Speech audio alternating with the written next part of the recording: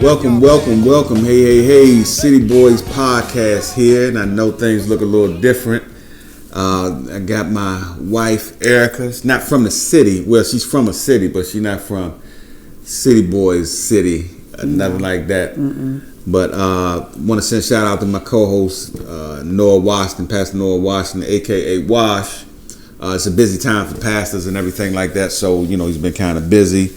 And, been a little up and down, physically with Lyme disease and everything. But he's fighting on through it. So I want to send a shout out to my co-host, Noah Washington, a.k.a. Wash. Now, what we're going to talk about today is everybody knows the health journeys that we're both on and everything, myself and my co-host, Wash. But today we're going to focus on what it's been like for my wife. Going through this health journey, the ups and downs, all of the emotions, things she had to deal with. And we're going to get her perspective so that you all can know that if you, husbands, if you got wives out here that are supporting you, helping you and everything like that, you got true ride or die. So we getting ready to hear, from a true ride or die and, what her experience was with my whole health journey, even up to this date. So, Erica. What's good? Nothing much. I'm happy to be on. All right. So we're going to jump right into it. So I think it was 2024 when things started, when some kind of way you ended up having me to go to the hospital. I forget what it was. It's not 2024. It's 25. No, it was 2024 when things started.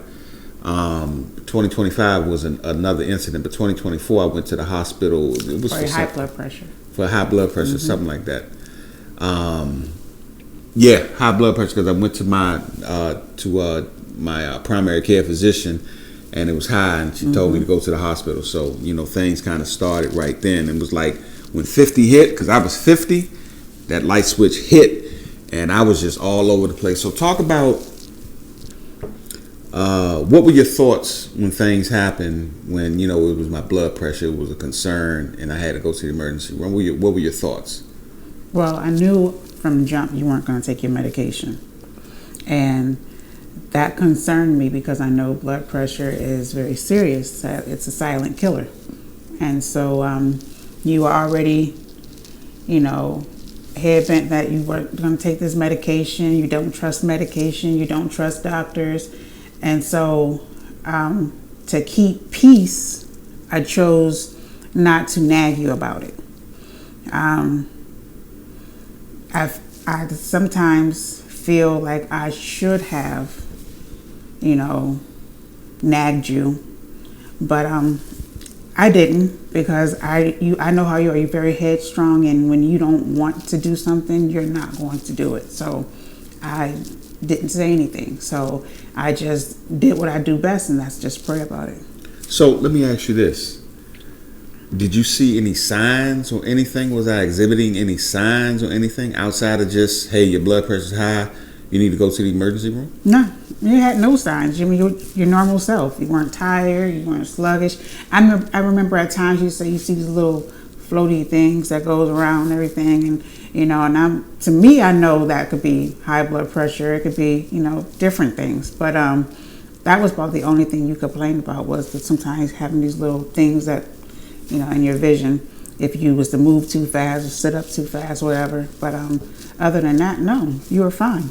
I know the floaters came from diabetes because I was told that when I actually got, some evaluation that, this is some of the things that you'll see, you'll have with diabetes, the floaters, you see floaters in your eyes and all of that stuff like that because it can affect your vision. So we're in the hospital. In the emergency room at the worst hospital in the world, in my opinion. And, things kind of, went okay. They did the routine checks and everything, get sent home. And then I think I started complaining about being nauseous. And I think that's kind of what led us into 2025. Right. What were your thoughts when I just kept coming to you saying, like, I'm just nauseous, I'm throwing up, like, every day, and I don't really want to eat? What was going through your mind at that time? I definitely didn't, put, I didn't associate it with high blood pressure. I didn't know what it was. Are we talking about 24 or 25? 25. Okay, so, well, what I remember was you having like indigestion. You constantly had this heartburn, you couldn't lay down at night. You had to sleep sitting up. Your food wasn't going down right. You kept getting indigestion and belching a lot. Belching was normal, but it was just different. And so I just thought it was just a bad case of heartburn. So I really didn't think too much in it. It was like one of those things like, oh, we may just gotta get some GERD medication or some Peptid or whatever it was, and maybe that'll help. But then when it changed to you throwing up, and you was like, oh, I'm throwing up bile, and then you went to your the infamous Google, and they say you can vomit bile, from indigestion, right? Bowel reflux. Bowel reflux, yes. So I'm thinking, okay, it's just a bowel reflux, but then you started losing weight. And then you started, not sleeping because you had the heartburn. So then, yes, I began to get very concerned. So before the concern, and I was, of course, throwing up like you said, and nauseous, seemed like every day, didn't really want to eat and everything. On a scale of 1 to 10, I know you said you were concerned, but on a scale of 1 to 10, what was your concern level? Because, of course, after I looked it up, and was, just trying to assess, my symptoms and everything to try to get maybe a diagnosis. Because I hate doctors. Mm-hmm. I hate medicine. And I came back and I said, hey, well, based off of this, it's bile reflux. Mm-hmm. I just have to get some, I forget what it's called. Oh, Pepsid AC mm-hmm. and everything, and just take one of those and everything. What was your concern level between 1 to 10? 10 being the highest. I would say I was at a 7 or 8, and why I would say 7 or 8 is because, now you're vomiting, and so with that you can start, destroying the lining of your throat, if there's acid reflux, the lining of your stomach. So it became a concern, but I would say, once you go to the hospital and get it checked out, do you get looked at? No. So I felt like I was beating a dead horse. So, and I don't want you to move too fast because I want everybody to know, the steps and everything. So, mm-hmm.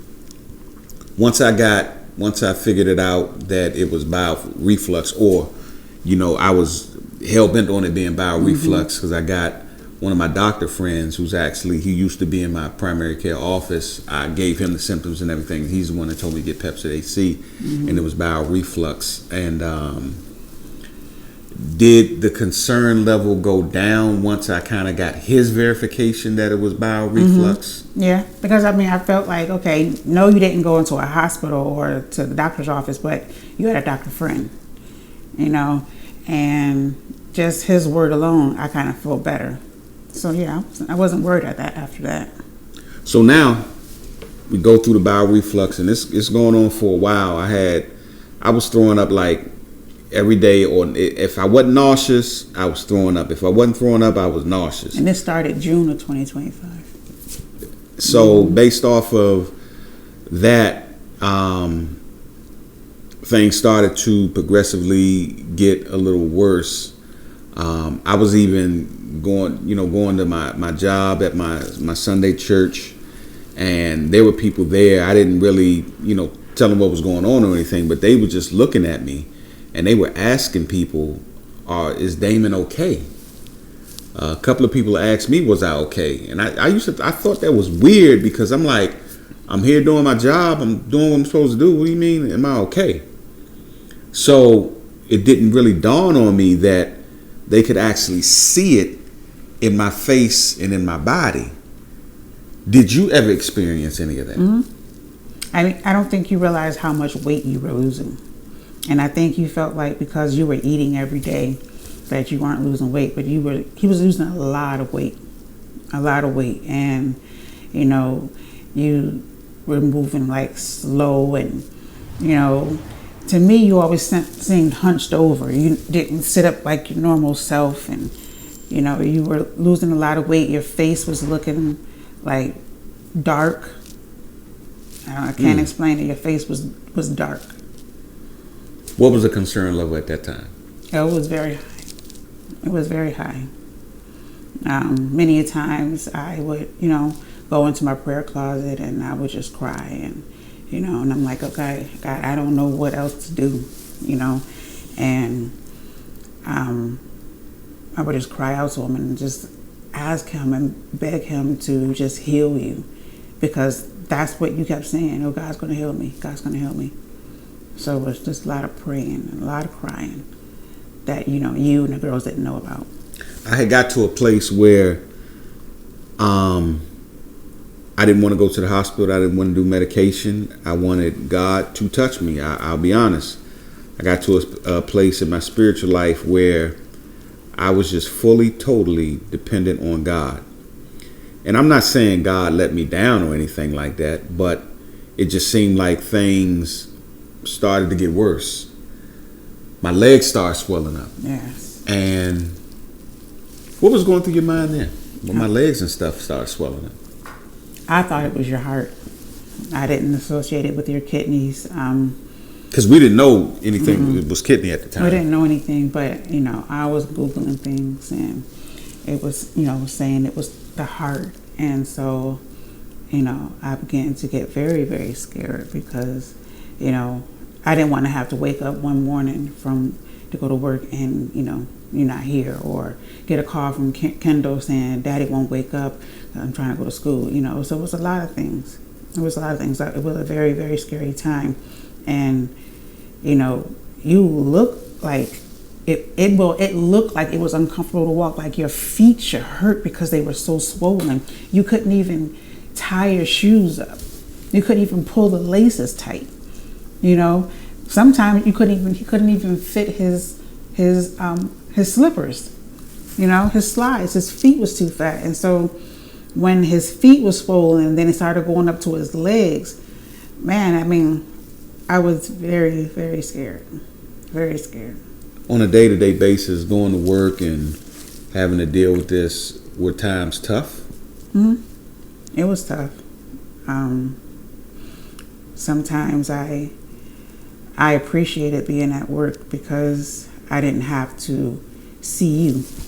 Not that I didn't want to see you, as I didn't want to see you in the state that you were in.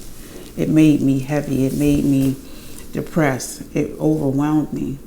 And so coming home to see you looking like that, because like I told you, you weren't living, you were just existing. I didn't know things were that tough.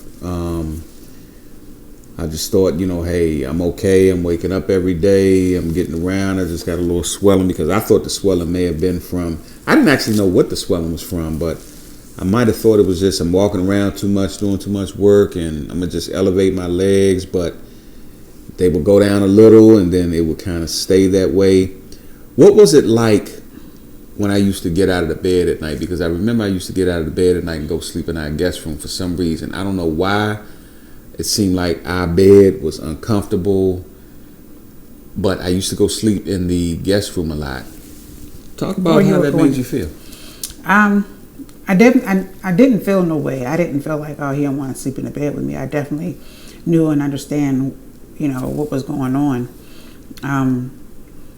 It just bothered me that I knew that where you were laying, whether it was in the guest room, whether it was on a couch, that I knew he wasn't uncomfortable when he's not sleeping.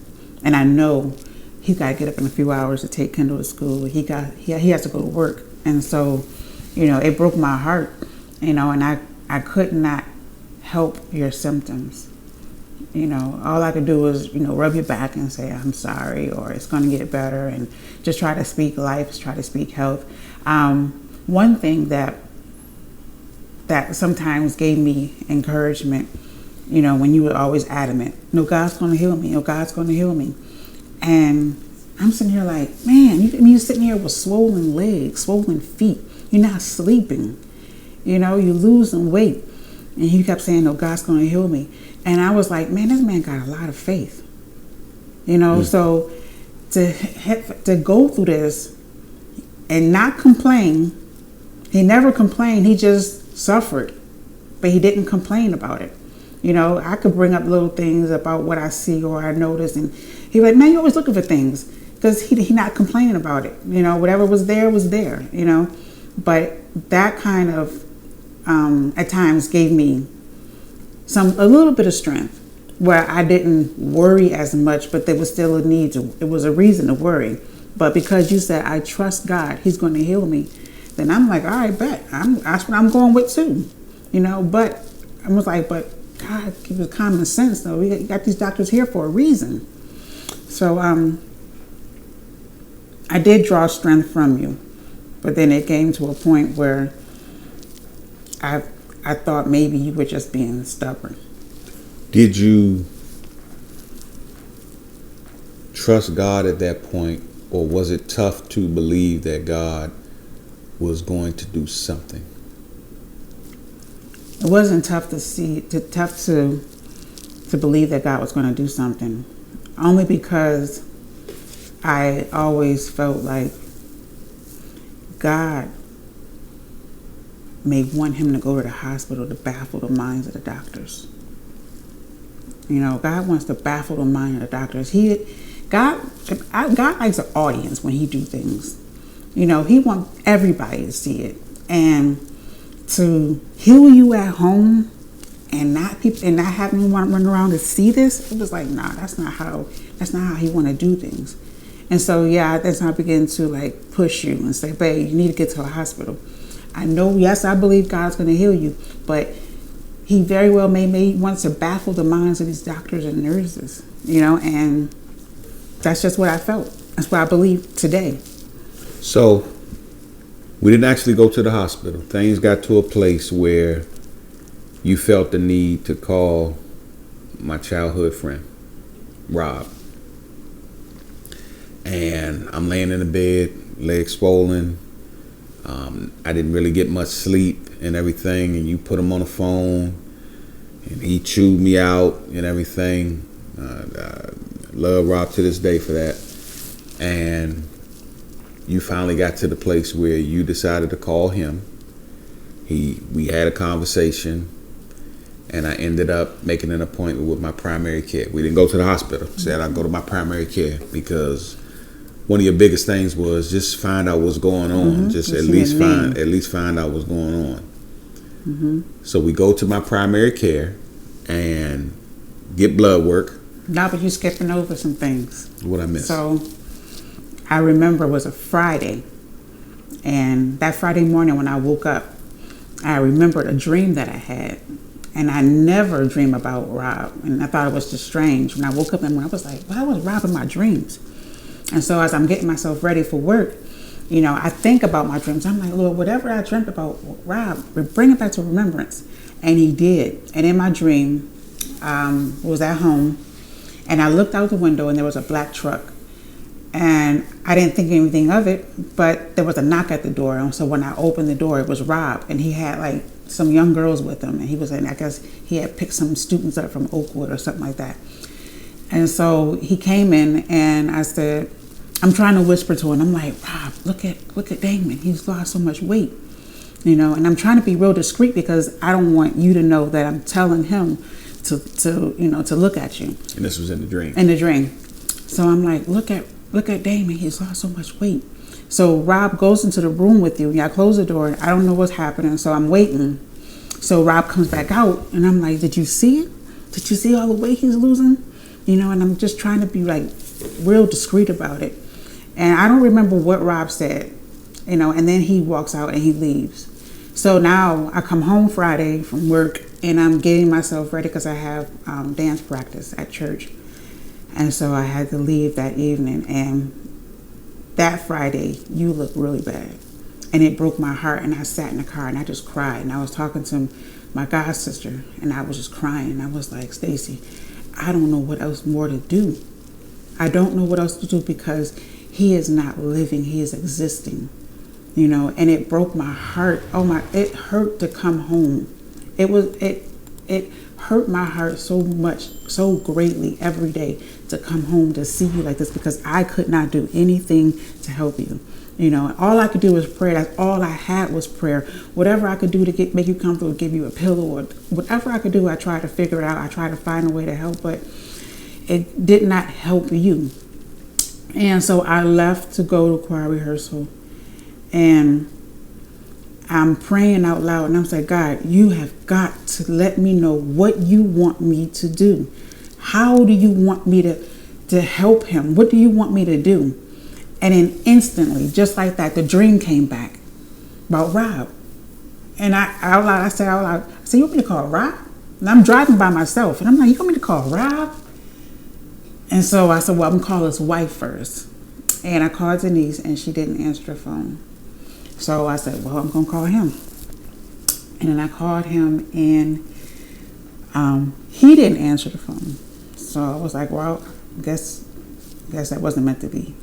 And then he called me right back. And so I asked Rob, I said, hey, Rob, I said, you talked to Damon lately? He's like, yeah, I talk to him every day. I said, what do you say about his health? Well, he got diabetes and high blood pressure. I said, that's all? He was like, yeah. So I was like, so he never told you about, you know, the swelling of his legs and feet and his sleepless nights and his throwing up and, you know, his weight loss? He was like, man, that nigga ain't told me nothing. And I'm like, that's what's going on, Rob.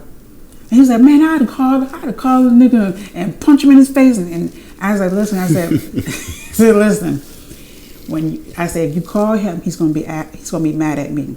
He said, I don't care about him being mad at you. I don't care nothing about him being mad at you, because he talks to me every single day, and he never once mentioned anything about his health. So I said, well, I'm on my way to church. He says, well, listen, call me when you get out of church, and we'll talk. So the whole time I'm at church, I'm like, oh my God, what is he talking to Damon about? What is Damon saying to him?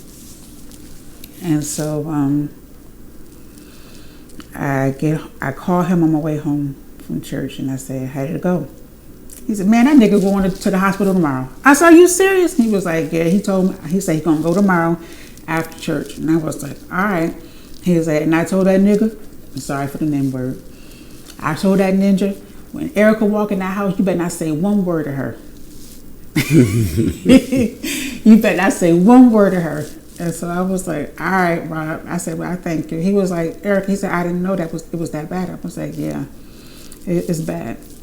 And so I came home Friday night, and I went into the bathroom, and I'm just, you know, I don't know what I was doing in the bathroom, but you came into the bathroom, and I'm like, oh, well, here we go. And Rob said he ain't gonna say nothing to me, and he didn't. He came in, but then you walked out and you said, I'm going to the hospital tomorrow. And I was like, okay. And that was all you said. And I was like, God, thank you. But did you go the next day? Absolutely not. No, because it was going to be my primary care and not the hospital. He said, no, you said I'm going to go tomorrow after work. I'm going to go Sunday because I want to go to work. If I go to the hospital today, they're going to keep me. So let me go to work, and I'll go after work. That's what you said. Right. If that's what I'm saying. If you're talking about Friday, we had a conversation. Saturday was supposed to be the day you went, but you said no, you're not going to go. I'm not going to go because if they keep me. And I definitely didn't go Sunday. You didn't go Sunday. I was dressed and ready. That's what I'm saying. It was primary care. Remember, we had to get the blood work. No. Well, what do you remember? Sunday. When did I go to the hospital? Sunday. I was dressed, waiting for you to come in, and you came in. And you said, no, I'm not going. I'm going to call my primary. And I was blown because you just supposed to went Saturday. You didn't go. Now Sunday, I'm waiting for you. And you change your mind. You're going to say, I'm going to wait for my primary.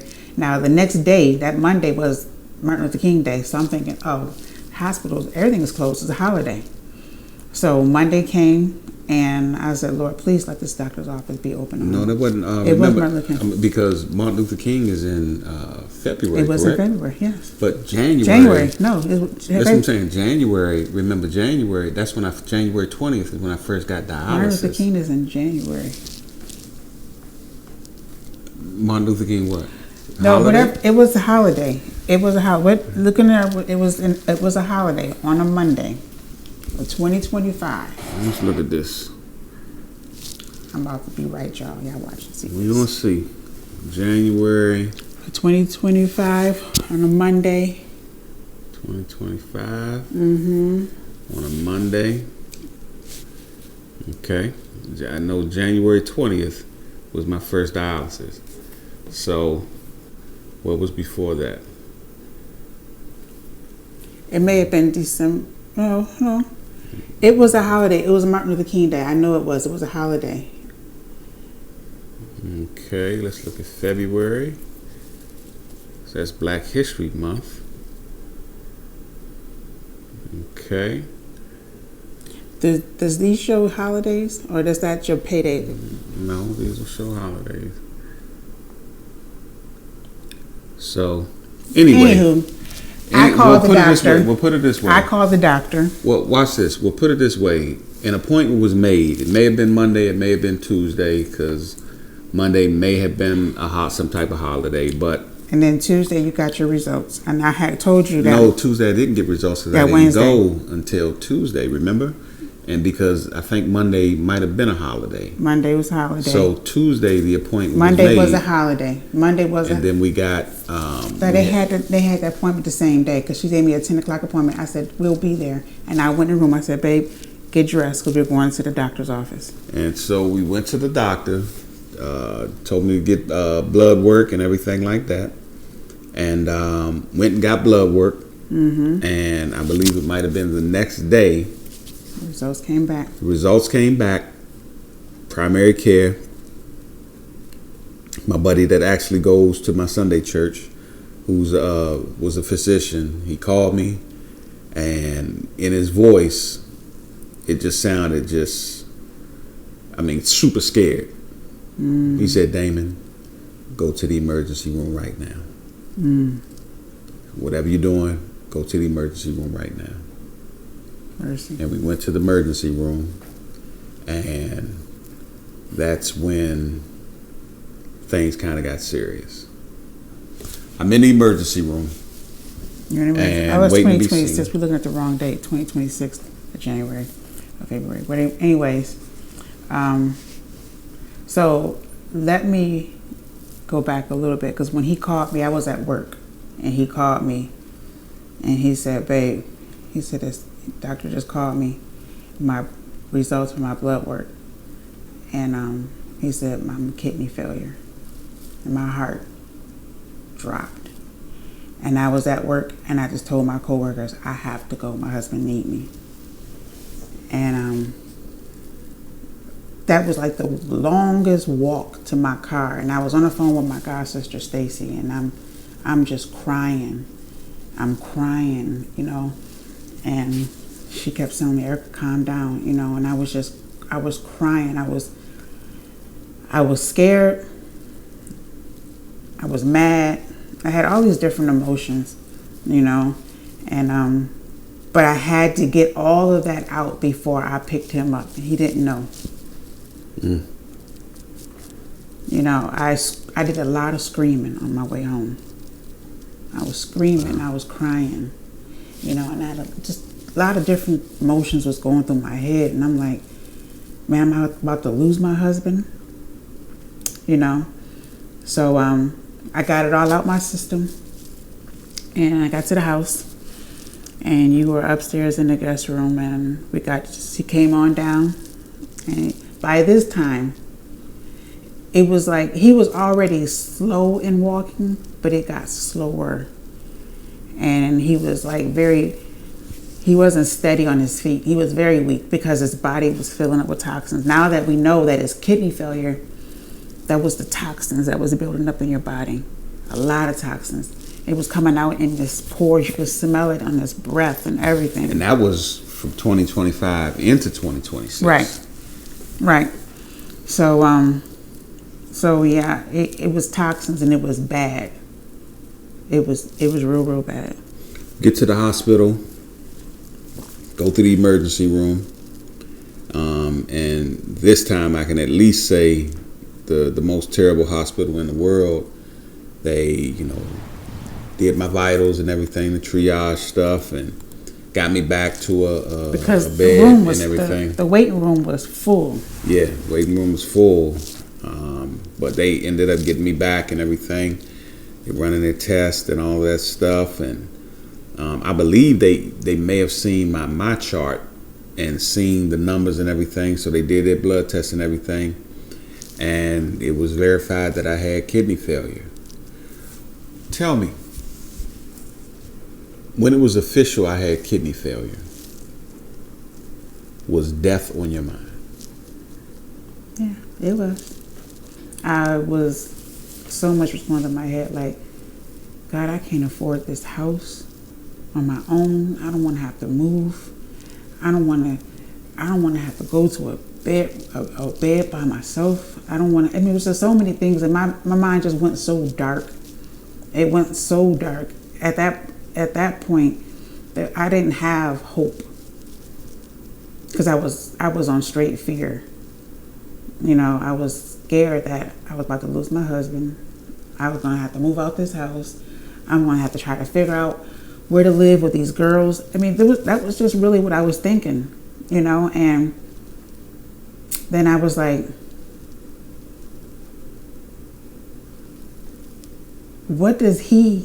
how is he feeling right now? Because you didn't show any kind of emotion. Like, were you just that out of it that you couldn't muster up emotion? Well, for me, I didn't really know what was going on because I didn't feel any pain. Because I guess I associate with being in the hospital with pain versus, checkups and all that stuff, routine stuff. So I didn't feel any pain. So you weren't going to get like pain emotion or anything. It was probably more like, I think for me, it was more like, God, I thought you were going to take care of this when I was at home. I thought you were going to get me through this. And, I didn't lose hope or anything. It was just probably more, I probably had more questions and like, wow, here we go. What's getting ready to happen? Let's just see how things are going to go. You weren't afraid? Afraid? I was definitely concerned because I didn't know if I needed to be afraid with kidney failure. I mean, I've heard about like kidney failure and I've heard about dialysis and all of that stuff. So I'm just like, wow, is this what I'm getting ready to be on? Is this what's getting ready to happen? So it was just more of, let's just see what's next. Let's just see what my options are and everything like that. So tell me, once I ended up in the hospital, they decided to keep me. And I think that was around mid-January, because I know January 20th I ended up my first treatment of dialysis. Right. So I get in the hospital bed, get a room and everything like that. And they told me that they were going to have to do dialysis. I'm going to have to get a catheter. They're going to put a catheter in me and everything like that so I can do dialysis and everything. Once the treatment plan came in, were you still scared or were you like, finally we can get some treatment? How was the anxiety levels? So, one, I was not relieved, but I was glad that there was a name. Because, I've been telling you for so long, get your numbers, let's just see where you at, let's just see what it is so we know what to pray on, what to pray for. And so, I was happy to know that we had a name to what you were dealing with. And when they were talking all this, having to put a stent in you and do dialysis, this was new to me. I've been in hospitals and I've seen other patients go through this. I've heard from different people what their loved one went through, but for me to have gone through it, that was different. It was very different. And so, like I said, it was just, that first night was a place of worry, fear. I was just really, really scared. Did you think God was with you? No, I knew he was with me. No, I didn't question him, only because like I told you before, I believe your life was prolonged this long at home. only because of my prayers. Because I mean, I would watch you, and I don't mean to backtrack, but I would watch him sleep, and I would see his shirt just moving like this. You know, and I'm like, God, that's not normal. Anytime he can stroke out or have a heart attack, at any moment I can come in here and he is dead. You know, his pulse, you can see his pulses on his arms and his neck. Everything was always moving so fast, you know, and I just kept praying over him. I prayed over him every single day. I did not miss a day. And I believe that God honored my prayers, and that's why you were still here. You know, that it didn't get so bad that it took you out or you went into a diabetic coma or whatever. I don't know. I just know that God honored my prayers until you was able to get to a hospital. So I'm in the hospital, and I tell you, it was very, very overwhelming that the support that I got.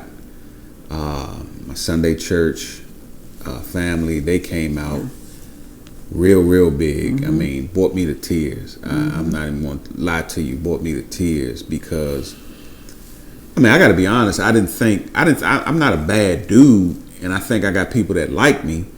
But the support and the love that just came was just amazing. The prayers, it was almost like I felt the prayers. Like, it just seemed like so many people was praying and everything. And I was just like, wow, I got all these people that actually care about me. Wow. And I'm in the hospital. Everybody's coming through. I had one time that I had, my blood sugar dropped, and I'm in there sweating and everything like that. So they, kind of brought things back together. And then, so this was my first trip in January, and I'm on dialysis now. So now I'm hopping out of the bed because the doctor's telling me that, you kind of lose muscle mass and everything, every day that you're in the bed. So I'm trying to walk around my unit. So I go home, finally get to go home, and I ended up having to go back in February to the hospital. And I forget what that was for. Was that the infection? That was an infection. You had a UTI. I had a UTI, or at least it was thought that it was a UTI. It was diagnosed first as a UTI. And because I think this was around my birthday. That was after your birthday, actually, because Robin and Denise came down. They left. Okay, so after my birthday, I had a fever, or at least Erica felt that I had a fever, because I didn't really feel bad or anything like that. You came straight in from work, and you was like, man, I don't feel good. And you laid down. No, you said, I'm tired. And you laid on the couch. And I just happened to rub your head when I was walking by. And you was burning up. And I said, Damon, you burning up. And you said, oh, I gotta, kept saying I have to keep using the bathroom, but nothing's coming out. And I said, Damon, that could probably be a UTI. So I called Dr. Fulani. And he was saying, you know what, I know Damon don't want to hear this, but I need him to go back to the hospital. So get back to the hospital. Of course, the worst hospital in America. And, go through my triage and everything. They take me back, and surprisingly, they got me back pretty quick. I will give them that. Every time I ended up back there quick in a bed to get checked out and everything like that. And waiting room, everybody knows how busy waiting rooms can be in a hospital, but got me back and everything like that. And did their blood tests and all of that stuff, and it came out that I had an infection. And they were trying to figure out what the infection was. At first they said it was a UTI. Then they kept me because they knew that I was on on dialysis. So I think I might have had a treatment that next day or something like that I couldn't make it. And that was the second time I was in the hospital, was when my heart was racing, when I had my heart rate was up. This was the second time, because that was the third time. Right. So this was the second time I was in the hospital, just kind of backtracking. My heart was racing when I went to dialysis, and they couldn't do it because they said my heart rate was too fast, so I need to go to the hospital. So went to the hospital. You know, they're checking my blood pressure and everything. Heart rate was racing, but I had to, you know, get on dialysis that same day and everything like that, because that was one of my treatment days. And they ended up keeping me. You were in the cardiology unit for 2 weeks. 2 weeks. Every time you go, you were in the hospital for 2 weeks. 2 weeks. So it may have been, got on the 20th on dialysis. I think I may have been out on maybe the top of February. Had to go back. I was there for Valentine's Day. The second time? I spent the night with you Valentine's Day. Okay, so the second time was there till Valentine's Day. Then after that was the fever. So second time was because my heart rate was elevated and everything, and they couldn't treat me at dialysis, so I had to go to the hospital. They kept me for a couple of weeks. Then I ended up having the fever, right? And this was the icing on the cake. Yeah. This was a tough, very, very tough time in the hospital when I had this infection. Yeah. So they find out that it's a UTI. Then I get diagnosed again that it's not a UTI, it's a staph infection. And it just seemed like they knew what was wrong, but they didn't know what was wrong. And I ended up in a room on the emergency floor, but they had rooms, no windows. It's like the observation rooms. But I ended up staying in that room. No windows. It was just kind of drab and dark and everything like that. And I'm trying to tough it out. But I'm telling you, the treatment that I was getting, it was just no compassion. It was nonchalant.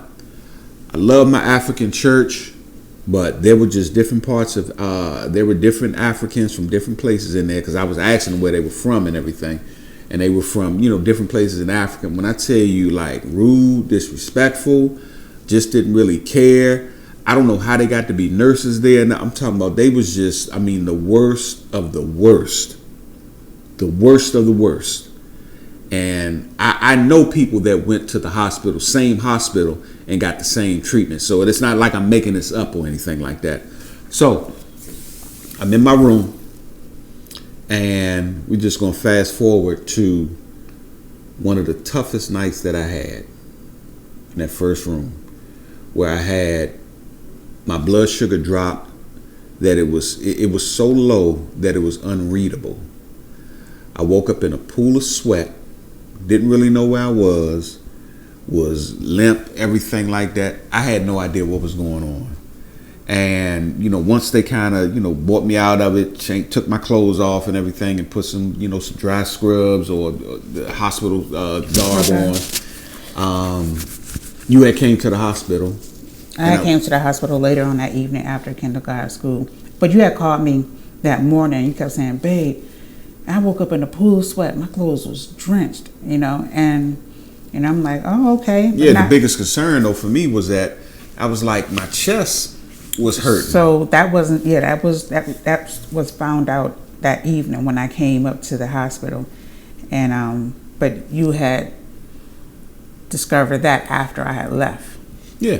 So, you know, once you were there, you see, it was either once you were there or I had asked them before you got there, something like that. Anyway, we found out that they had given me some they gave you a sternum rub, where they, I guess, take their fist and they just rub your chest. And they just rub your chest and everything like that.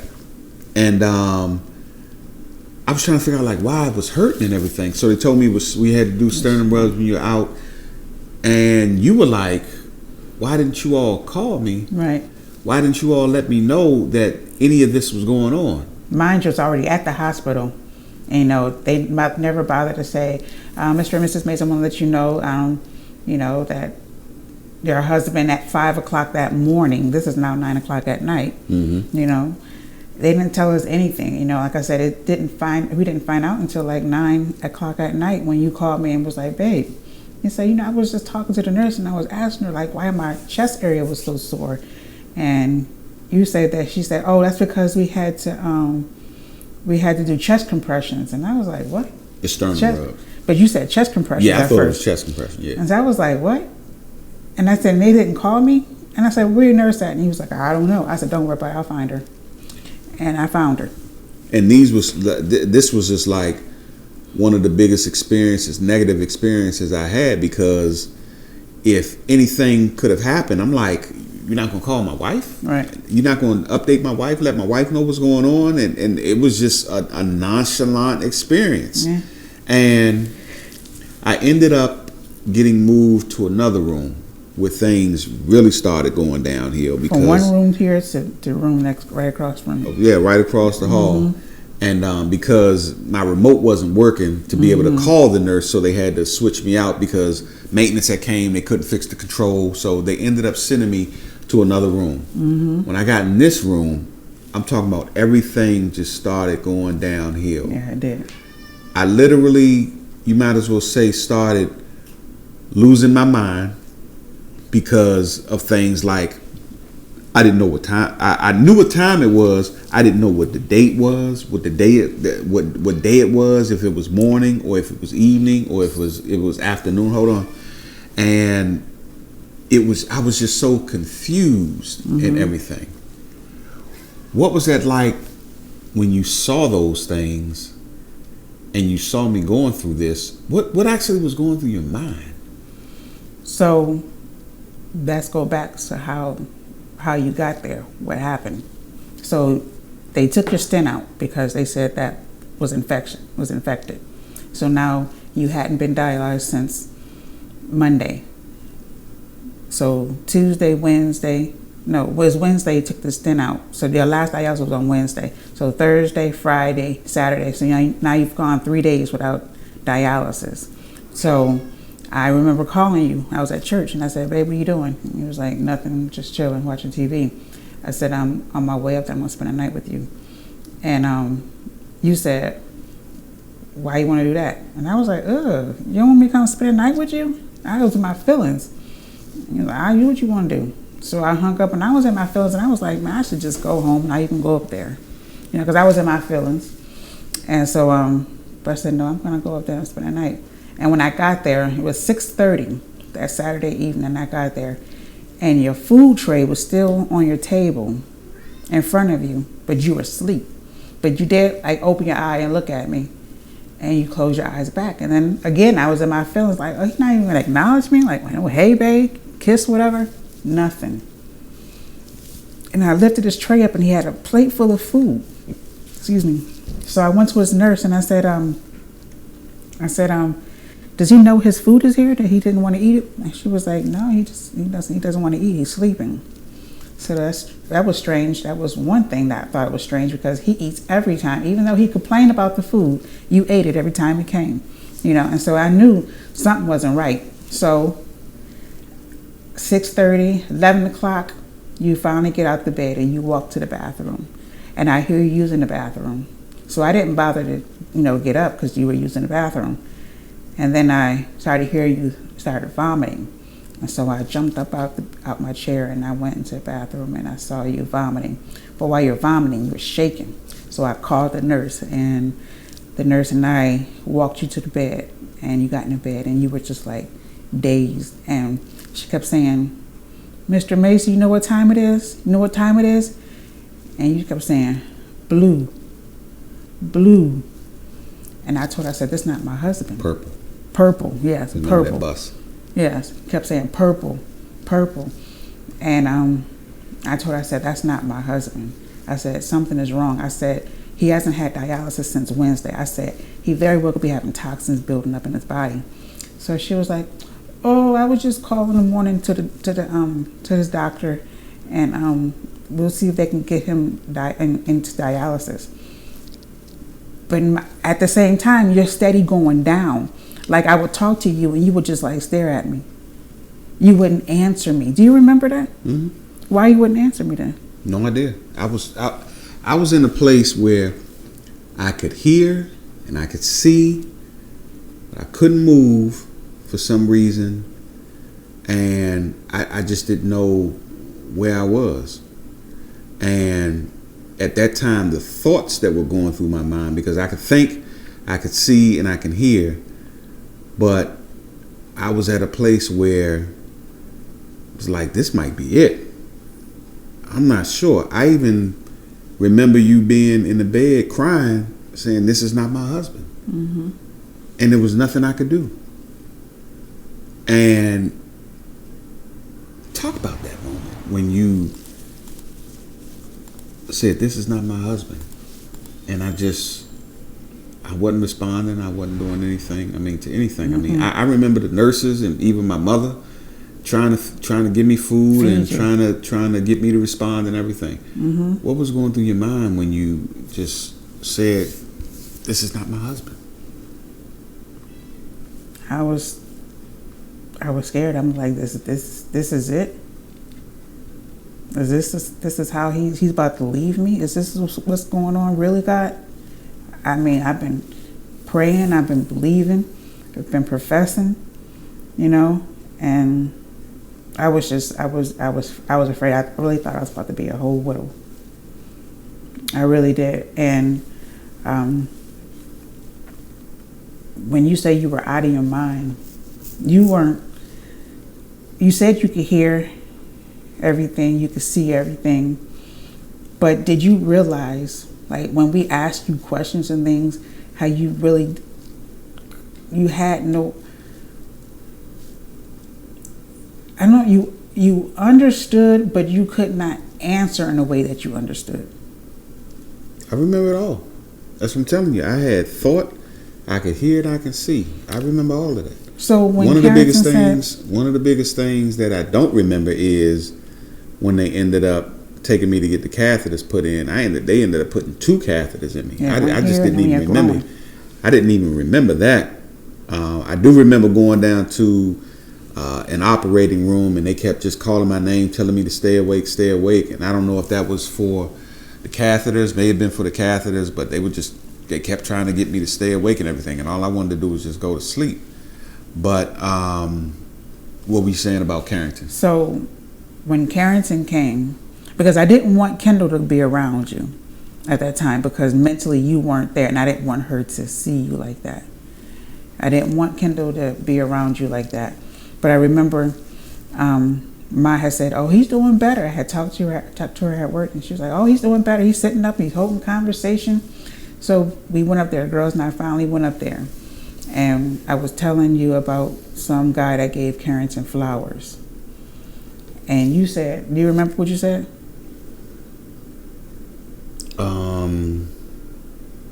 I think I do remember something about the flowers, but just refresh me. I said, Damon, you should see these flowers Carrington got. Some guy gave us flowers. And you said, so if the guy gave you flowers, why you giving them to me? And Carrington said, nobody gave you flowers, Dad. I know, so what you're saying is, so a guy gave you flowers, but why you want to give them to me? And then that's when Kendall heard that, and she realized, that's not my dad. And she looked at me, and her eyes got big. And I tried to ignore her, and her eyes got big.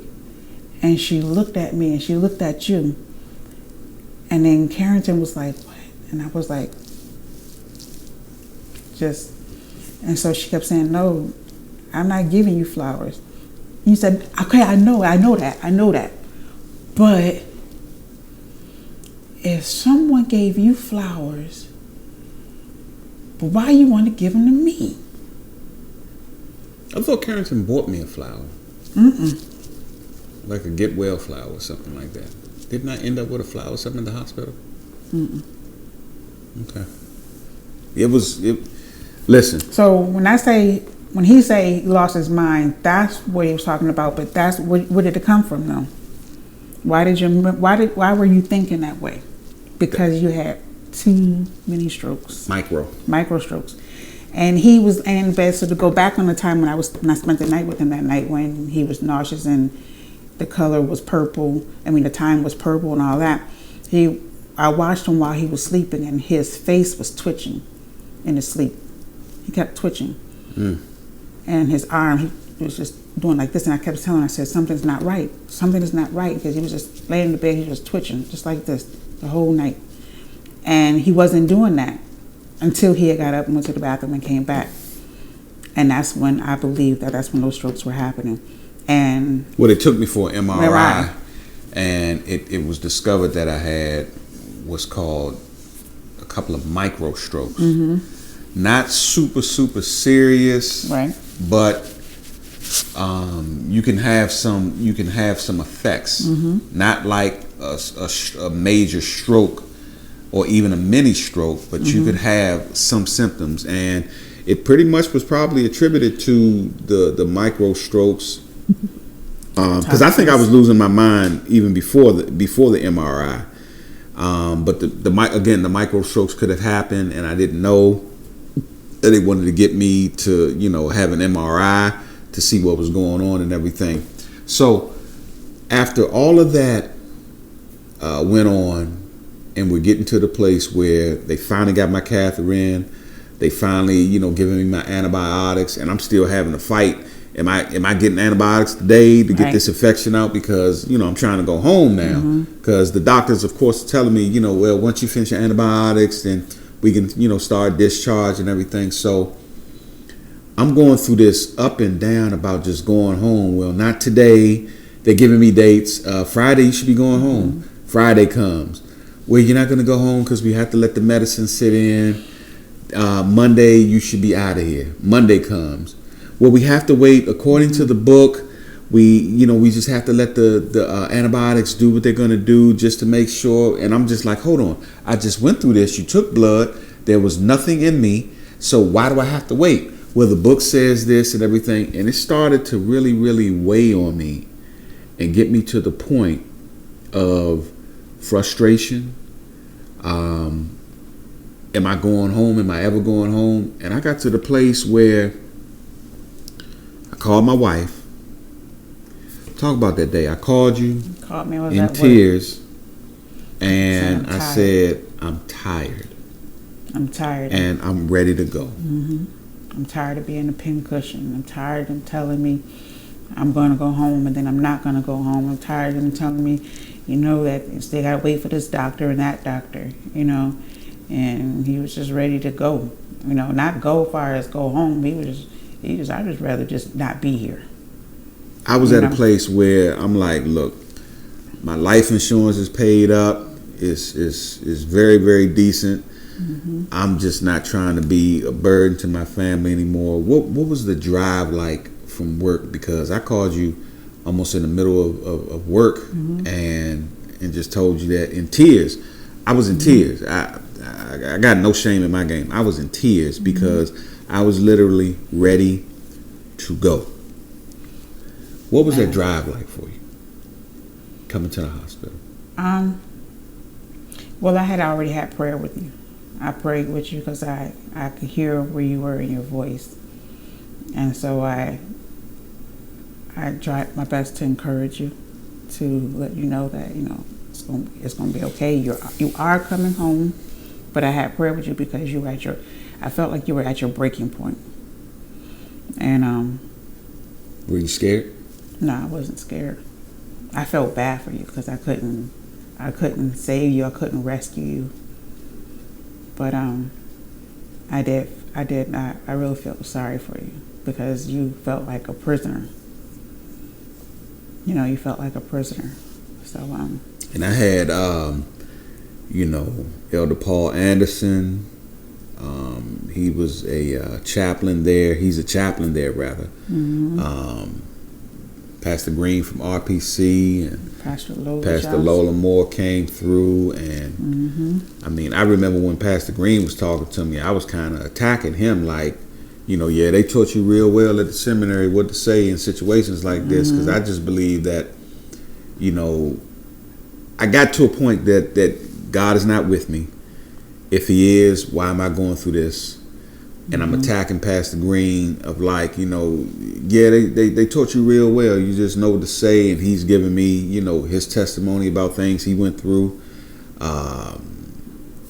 Elder Anderson, he was there just, shooting me encouragement, listening and everything. And I really appreciated that. And I think things started to get a little better because when Lola came up, Lola Moore, we got to talking about church and everything, and I started feeling a Oh little yeah, better. you started talking about sound Started system. talking about work, sound systems, and things that I do, and all of that stuff, and things I started to feel at least better. Mm-hmm. And finally, as we get ready to wrap, I come home. I'm on my way home. Finally get discharged. Mm-hmm. And I get home. What was it like for you with all the help that I needed when I got home?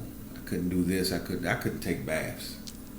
I mean, I couldn't walk up my garage steps, and that was just 2 steps, and I almost collapsed just walking up those steps because I was so weak. Had to take my time walking up my steps and everything. What was it like to see the priest, provider, and protector that you call your husband just at that vulnerable? What was that like for you? It was overwhelming, to be honest. Not that anything is about me, but this was about you. And, making sure that you were comfortable, making sure that you were eating the foods that you were eating in the hospital, just trying to keep I was trying to keep you healthy. I was trying to keep you consistent with the meals that you were eating so that, you don't feel like nothing's changed in your diet, so it wouldn't lead you back to the hospital. Just wanted to make sure. I mean, nothing really changed in the house. The energy in the house was the same. I mean, it was just a little bit more quieter, but every day trying to be creative and trying to find meals because I wanted him to eat healthy. I'm like, you know what? Everybody is on a renal diet in this house, I mean, I'm the only vegetarian, but, everybody's supposed to be on a renal diet, so I was on that. He even brought, like recipes and things that he can and cannot eat so that I would be more mindful when I go to the grocery store and things that I cook and how I season the food and everything. And so, I wouldn't say it's challenging, but it was a lot like, oh, I'm gonna cook when I get home because, he was on a regimen, breakfast, lunch, and dinner for 2 weeks. Every time you go to the hospital for 2 weeks, he's eating breakfast, lunch, and dinner, and so that's what he was expecting. And so, yeah, that was a little challenging, having to cook every day. So, it was just good to have him home. Were things like they used to be? No, it was just, Kendall treated him like a delicate flower, where they used to wrestle all the time. Wrestling came to a halt. There was no laughing, there was no joking, there was no, cracking of jokes or anything. All that stuff came to a halt. So that part of the energy was different in the house with him and Kendall and, or him teasing Carrington. None of that happened. I think by that last visit in the hospital, though, is when he started sleeping back in the bed with me. And so it was good to have you back in the bed with me. So as we get ready to close, through my dialysis journey, from going to the clinic to getting set up for home hemodialysis, which basically means I can do dialysis at home now. Got my stuff all in the back in my office and everything, so I can have a lot more freedom until I get a kidney. Preferably, I got some donors, living donors, so hopefully things will go quick. But until then, I'm at home. I'm at home, and I'm able to have a lot more freedom and everything like that. What are your thoughts? How do you feel about me being, doing home dialysis and everything? Because, you're my care partner. You gotta give me my needles and everything like that. It's not too much. I'm doing the bulk of the work and everything, but you just put me on and taking me off and everything. How you feeling? I mean, I'm ready. The machine, it can be a little challenging. You deal with the machine more than I do. I was only going for training on Mondays and Fridays, but you had it Monday, Tuesday, Thursday, and Friday. And I only had it 2 days out of the 4 that you were going. And so whatever I learned on Monday, by the time I came back on Friday, I felt like that just went out the window. And so I got very discouraged because I'm like, this is a lot, and these nurses is telling me what this beep means, what this signal means, and what you have to do. And it was just so overwhelming, and so sometimes I felt like I would look at them and just nod my head and say, okay. And I don't know what I'm saying okay to, because it was just so much that they want me to learn and understand. And I didn't like feeling incompetent. I felt very incompetent. I felt like, Lord, what am I going to do when he get home and we do this dialysis? And how am I going to help him? I still feel that way and think that way to this day. Well, I want to say that I think you're doing an amazing job so far, and I tried to make sure that I took as much off her plate as far as changing my sack, knowing what the beeps are and everything like that, the alarms and everything like that, so she doesn't have to worry about that. The only thing that I want her to worry about is sticking me, taking me off, and that's it. And I think she's got it down packed, with her background in the medical field and everything like that. So she knows what she's doing. Mm-hmm. It's just kind of getting used to the machine. But as we close, if anybody out there is dealing with any kidney issues, wives, women, you're in this position where you got to support your husband or anything like that. If you want to get with Erica, maybe have create a support group. Talk about what you may be going through. Talk about how you got through this, how you got through that. Definitely reach out to Erica on Facebook, ERIKA Mace, Erica Mace on Facebook. Drop her a message, and you can hear how she either handles things or things she's been through and all of that stuff like that. And Erica, any advice for any women that may be going through this? Most definitely. I want to say this.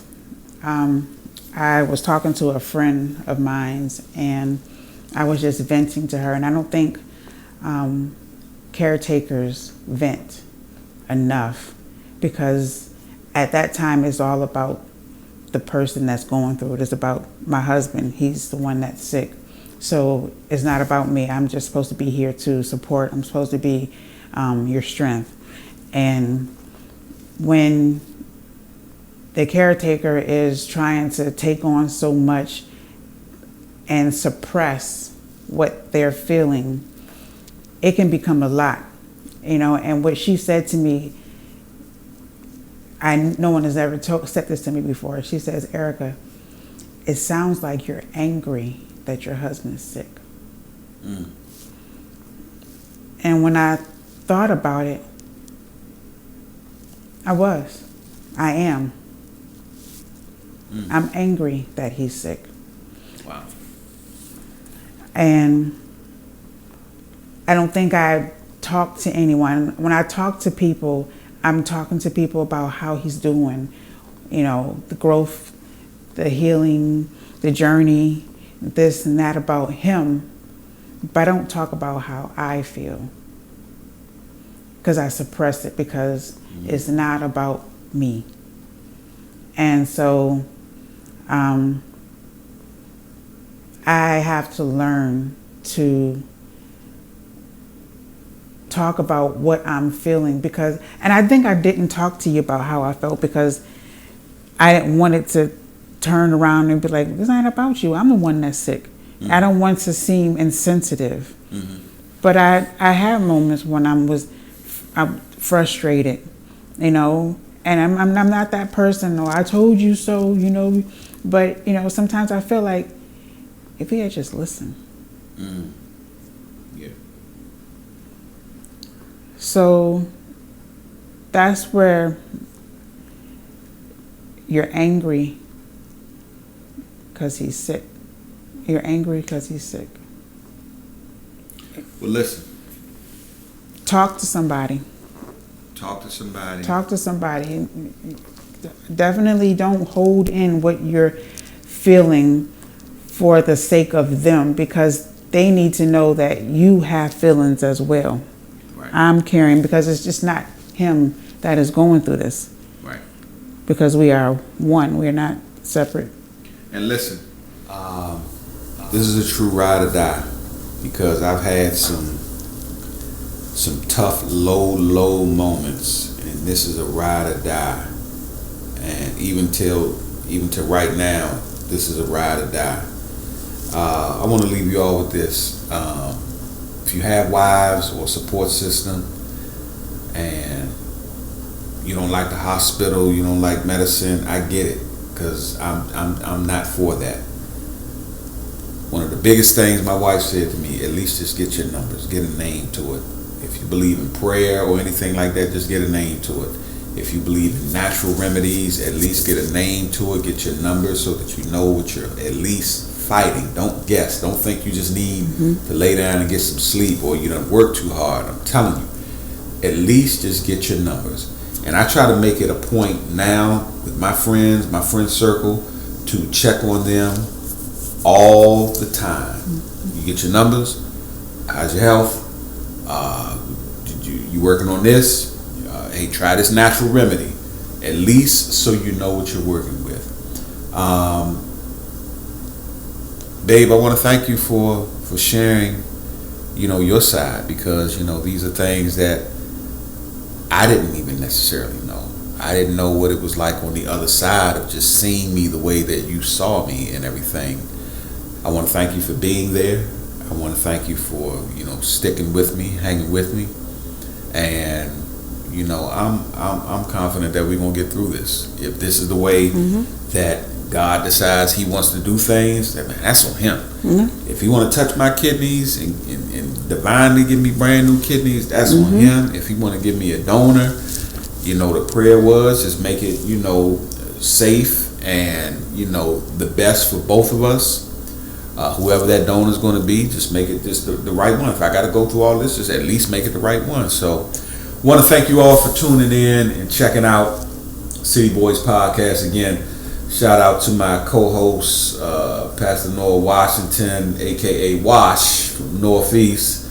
Just got a busy schedule, so we'll see him once he gets back.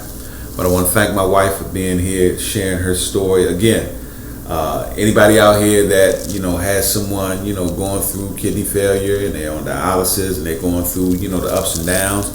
If you need anybody to talk to, hey, reach out to my wife, Erica Mace, Erika Mace on Facebook. Drop her a message. Maybe y'all can get a group together, and just to have discussions and talks and everything. What works for you, what doesn't work for you, what you did to make it through, and all of that stuff. So, thank you all for checking out City Boys Podcast. And it's been real busy. I know we haven't had anything back to back, but getting back on track now. So, love y'all. Peace. Yeah. What's up, G? Hey. The whole Minnesota Avenue, let's get it. Rochester, Prairie Farms, Lincoln Heights, yeah. Around the circle and down bottom, we getting dirty with it, yeah. 66640, naughty, what's up, shawty? Southside to the uptown.